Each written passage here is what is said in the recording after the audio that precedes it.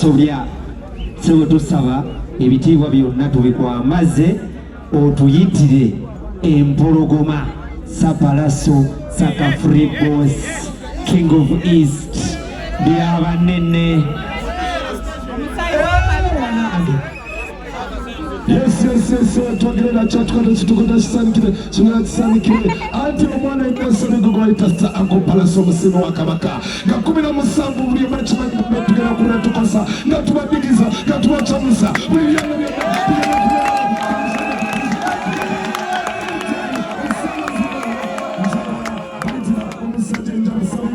omusajja chocolate face omusajja muwanvu asinga omusajja asinga n'amakono omuwanvu omusajja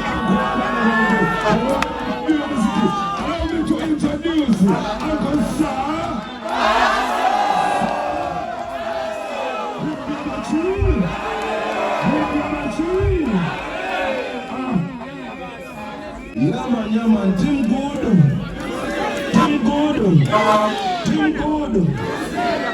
Yaman, bachali bange mwena. Yaman, I love you too. Bless her.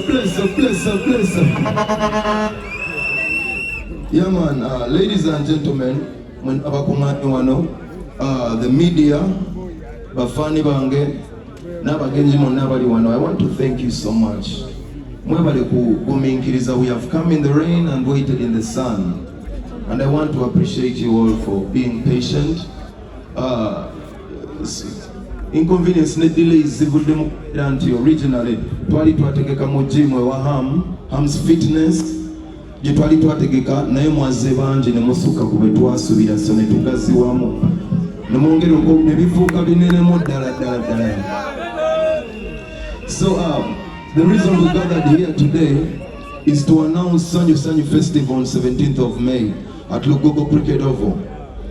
Njagala obajjukiza nti kino ekivulu is more than just music to me.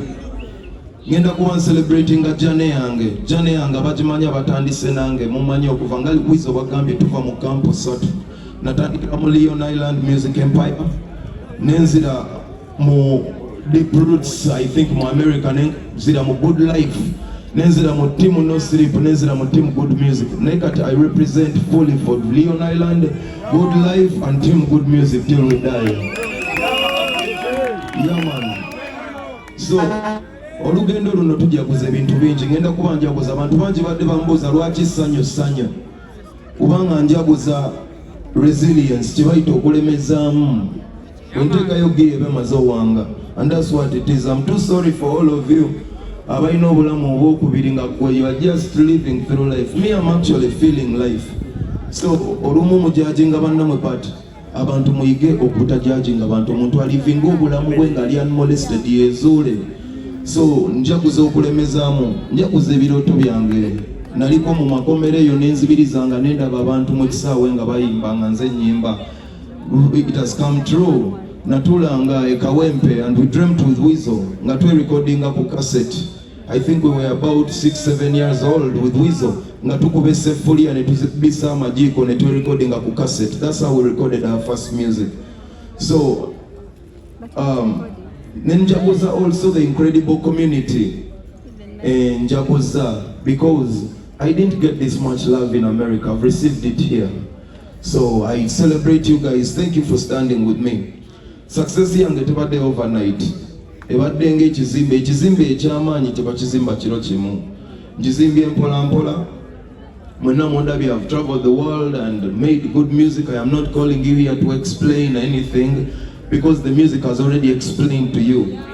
And when I say good music, tegeza music gwe tuyimba najjanja b'emitima, gwe tuyimba abaana ne basoma, gwe tuyimba n'osala keeke, gwe tuyimba akayimba ne kakuba ku radio nga ne maama wo wali n'otasituka kusooka kuvaawo kaggwe. Yeah man, so we celebrate every artist. I want to thank very much in the most humble way Radio and Weasel for believing in me.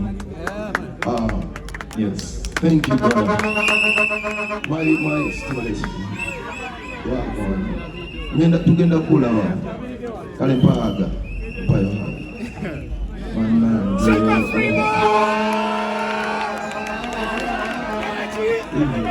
I appreciate it. Thank you so much.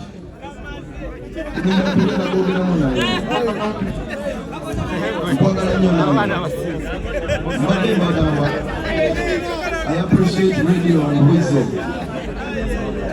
When I'm the meeting,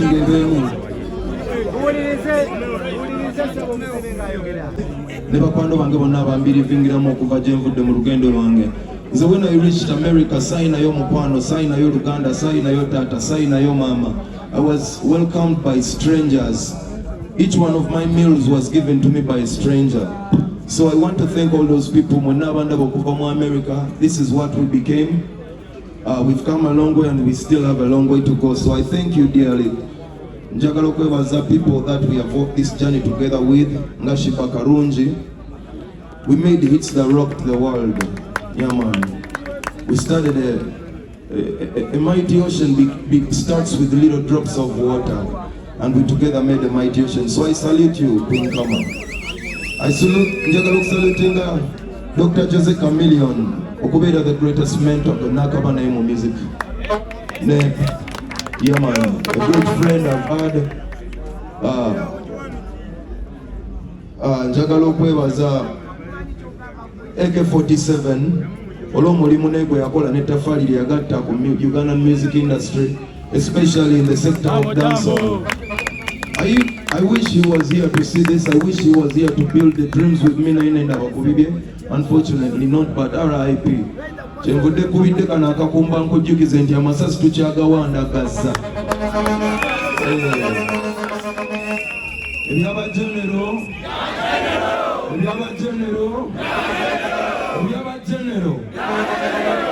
you know what we talk about. Njagala okusalutinga also Jeff Chiwa in a special way. Webale kubeera early time manager wange. Nali amateur bingi bye nali simanyi. So kumbi livingira mu kyaminenga kingi. Tuyinza okuba ebitwawula byali bingi n'ebyali bitono ku byali bitugatta. Era nsigala nkuwa salute yo nenkugamba thank you for the contribution to my career and who I became. Njagala okwebaza manager Gizi yonna gy'oli nkwagala nnyo. Hatboy Swale. Njagala okwebaza kyali wange Ivan Killer. Ivan Killer.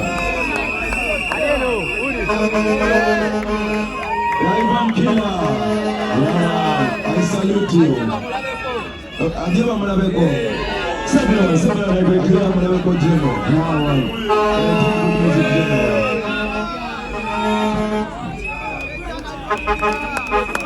Omusajja ono mwebaza olw'ensonga Killer ye mukwano gwange yasooka nga nakatuuka e Uganda. Twayagala nanga tebirimu ssente, yafuuka kyali wange ne tukuza Oluganda. Tubadde twali ffenna ne tuli emmere y'amamashanaza ey'N3,000 paka lwe yatubanja emitwalo nga 8. Naye ne tunvuunuka era kati yeffe aleera mu mulabye tutambudde naye tulinye naye ennyonyi twakaba naye era tusanyuka naye. So Killer, I celebrate you. Lwaki mbajjaguza mwenna kasooke mbabuulire in 10 years okuva 2014 lwe nakomawo mu Uganda to start my professional music career. So abantu bonna be mentioning and bajjaguza kuba olugendo terubadde lumpi. Bano abantu bakole meeting emwawo Banali basibu bale tusiriikirire. Njagala okwebaza Muchachos Eventix, especially Bijou, Isram and Felicia, the whole family. I remember one time nali puzzled my music career yange, I don't know what's next. It was very devastating when nava musoma concert. Those are chibalaga, but losing about 150 million at that age, it was one of the biggest career blows of all time. Ne natukirira Bijou, ne Isram, ne twali ne Mimi, ne Bijou ne Isram mu parking ya governor. Ne mbasaba banzikiririzemu, tebambuuza kintu kyonna, banzikirizaamu olwaleero. Abadde abuuza Muchachos bakola ki, byebyo bye baakola. Nabasanga nga I am lost, nga amawulire g'ebiseera ebyo sigana agakati nga gankubye okufa. Yoweri obijjukira, you remember everything. Nga gankubye nga gansiriziza nga there is nothing next for me. That's when nasanga Muchachos ne ba Bijou bampa bookings ezasooka okunziza engulu, ne bampa Johnny Walker tour, ne tugenda around Uganda ebiseera ebyo nga bampoba million 3 but I was so happy. I came back alive nenzira nenkola ku videos obupya nenziramu nebesibako mpola mpola nemuyiga okunjagala mpola mpola nengera mbebaza nnyo. So in this ndako njagala okwebaza ba sponsors bonna njagala okwebaza Vira Forex, thank you. PBS Telefine yaffe mwebale nnyo. Bano bemmenya banjiriddewo omubiri nga tebansabye $5 buli kye bankoledde nga muganda waabwe.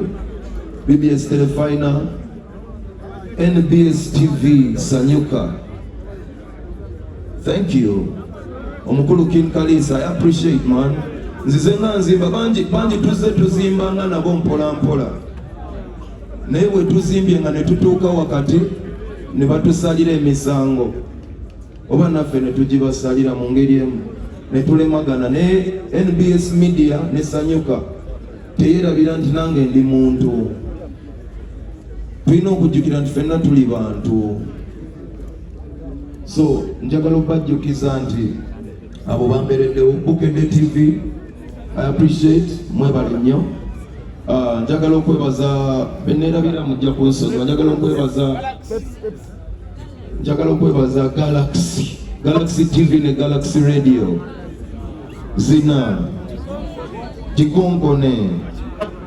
Mwebale kutwagala, mwebale kubeera naffe ebbanga lyonna. Oyina eririyo katwali eyo ng'olya enebbwa naye ng'ayagala banne balabe erya munne. So mwenna njagala okubagamba nti we've made hits together. I want to thank God okumbeererawo kuba nina ebifo ebimu nga nammwe temwali nzijjayo nga Katonda yeyanzijjayo. Nze nabeerako nzeko emyezi 8 bayitayo ku Shannon Valley Detention Penitentiary Facility. Ne banzigalira emyezi 8 nga ndi bw'omu ne nnwanako n'obwongo bwange. Naye this is what we became. Rome wasn't built in one day. So saluting bonna ba fallen soldiers waffe radio Cage AK-47 Amfre Mayanja, saluting muganda wange Fling Fire, njagala okusaluting Gladiator mu ngeri ey'enjawulo.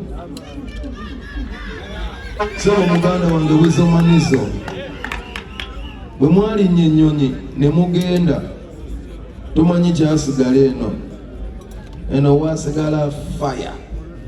Allahumma swalima. Eno wasigala fire nga akutta omuliro. Naye muganda wange Gladiator twali ffenna, we handled responsibilities together. Ambeereddewo nga muganda we on my downs, andabye maziga, andabye musanyu. Banji mumbuuza lwaki njagala nnyo Gladiator kuba baganda bange bwe baavaawo awo yajjira wennyini n'abeera nange nga tebaliiwo n'ambeererawo.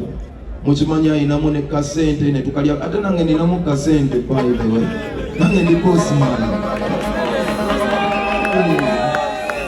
Bagaga kwagala Gladiator soko John wali eyo abamu baddeyo ne bagamba Mayanja family baagala nnyo sente, kati Gladiator bamwagalako sente. Njagala obabulire nti nange nkuwa. Aboogera tosobola kutuuka ku banene nga toli munene, ate ono nango pi munene, ate generaali ekyogedde. So kati kyenyinza okugamba ab'ebigambo basobola okwogera kubanga oba oyogera gezaako olawo osobola okutuukako.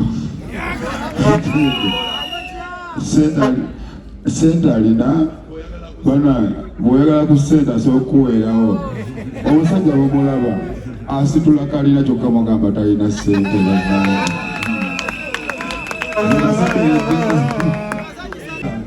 Bakujjukiza naye nga tubajjukiza nti 17 Mei tuli kimu. Bannamawulire embeera twagisabidde, webale nnyo essaala muganda wange. Essaala Katonda yagikutteko omusana n'agukakkanya. Salongosi ate bannange bakama bange tukimanyi we tubadde tujja waliwo abatwegaseemu abanyakuzi temunyakule koti ya gold. Salongo mulikaddeyo ne kooti ye buli pesa lyola bano lya mitwalo nga $10,000. This is pure gold. Tumusiki kooti ya Saalongo. Nebaza Saalongo Siraaje olw'okubeera omanye ennaku zino abatono banene ng'ate abanene batono. Kati ono muki ojja wakanya bakwata okubira abanene ate osange nga ku ssimu yaliko. Bwe mba mbagamba nti bwe bankwata nkubira abanene mba ntegeeza Saalongo Siraaje.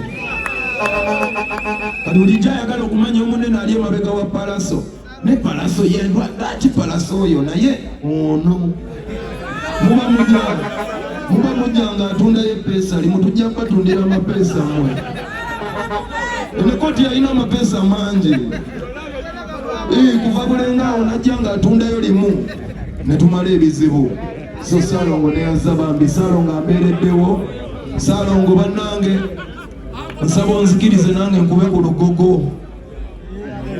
Ne Saalongo lugogo awooma atya.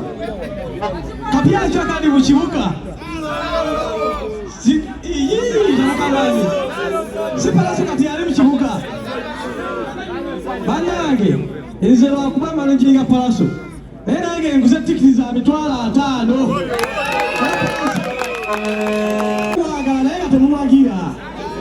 Ngatukole ki tumwagire.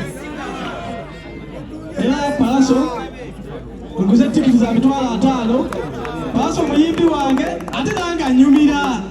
Manyi waliwo ekintu kyoyagala ate nga tekikola ki? Tekikunyumira. Ani agamba palaso muyimbira bulungi aniko omukono. Abagamba palaso ayimba bulungi emikono.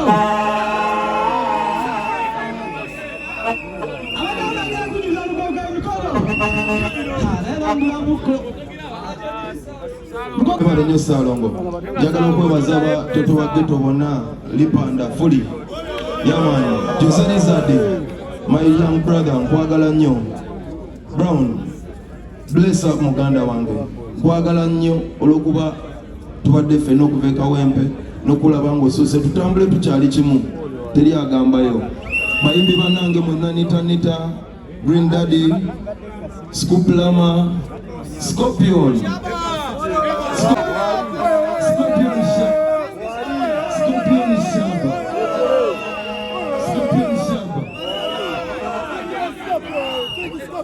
Tukwaniriza mu by'abanene.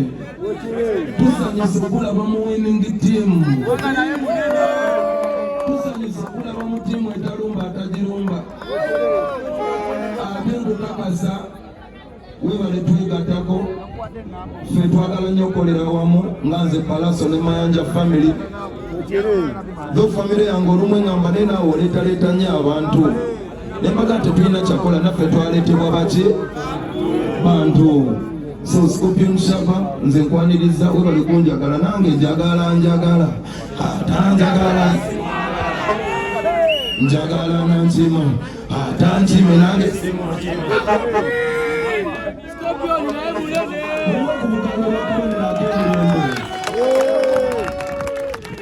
Scorpion Shaba noliwo bakabonerako emirembe n'essanyu. Nze mu kuyimba muno nfunyemu ebintu bingi. Abakazi abanjagala nfunyemu ku busente, nguzeeyo ku ngoye empya, nguzeemu engatto, nfunyemu ebitiibwa, nfunyemu omukwano, nfunyemu ebitiibwa ebimu ne bimpanika n'abamu ne babiwakanya. Ontegeera? Osobola okufuna ekitiibwa omuntu n'akiwakanya. Ontegeera? Oli asobola okuwakanya ekintu nofuna ekitiibwa oli nagamba nti oyo king of the east. Kyokera gwe nowakana. Okiraba? Nti oyo king yesaka free boss. Ate era gwe nowakana. Naye it's okay kuba nange nkyabuusabuusa oba ddala Napoleon yali emperor. Siri sure. History tulina okuddamu tumwetegereze nkakasa oba ddala Napoleon yali ki? Emperor. Kuba nina okwetegereza ndabe. So nfunyemu bingi, emikwano n'essanyu n'ebitiibwa mu Mwantuma king of the east. Saka free boss. Njagala okwebaza Kabaka wa Buganda, ayisa abasajja Kabaka wa Buganda wangaale. ne mama Nabagereka agerekera Obuganda n'owekitiibwa Katikkiro asigale ng'atukuumira Ddamula. Nzagala okuyisa obubaka buno nga mbutuuse ew'omukulu taata waffe Kabaka wa Buganda. Nkwebaza nnyo olw'okunsi baffe n'ova ne mu kkubo lyo n'ompita ku kazindaloko n'onnyaniriza mu ddoboozi lyo naliwulirako taata wange. Nze ani mutabani wa Mayanja mujjukulu wa Japaani eyeebase Ssingo ajja nayimbako mu maaso go. Si kya buli omu.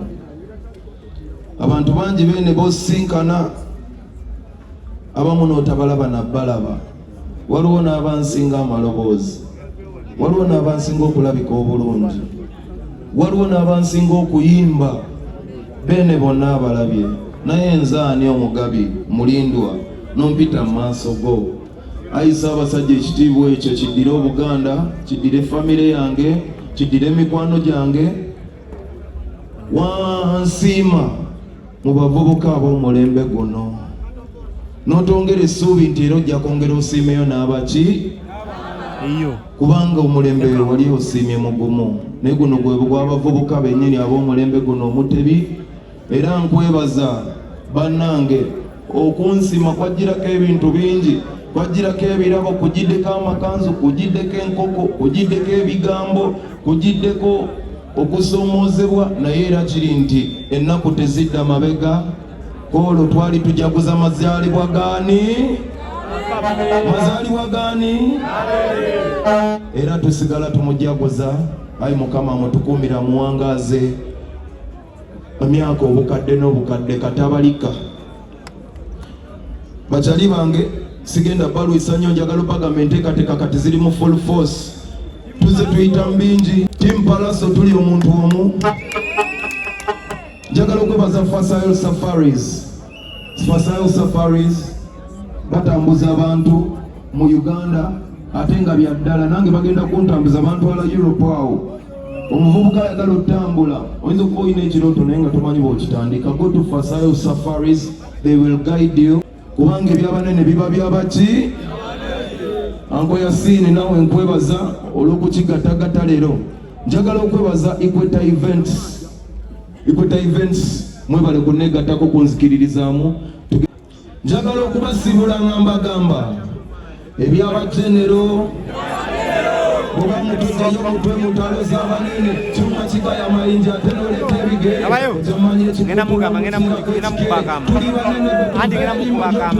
okyamanya ekikutirwa nti omufu ebigere munawakiwonde wotagenkoze mikoze zindimayanja kristiano bamuli abalabe nawaba wa Mukama ogwo namuleka agusale oyanta kujja mugetta ate nakusa mubali tuli banene ffe kye tubakumisa mubali olona goyagala bakinyako bamulabe babatewetanze bamanyi ndi wabulabe bakutenda ine mbule jango gikime ensiya buli mutwe demu yangamba jango mpase yebamanye mukwano jango mpase ndwalina kasale jangu mutima guli wabitichondage acha wewe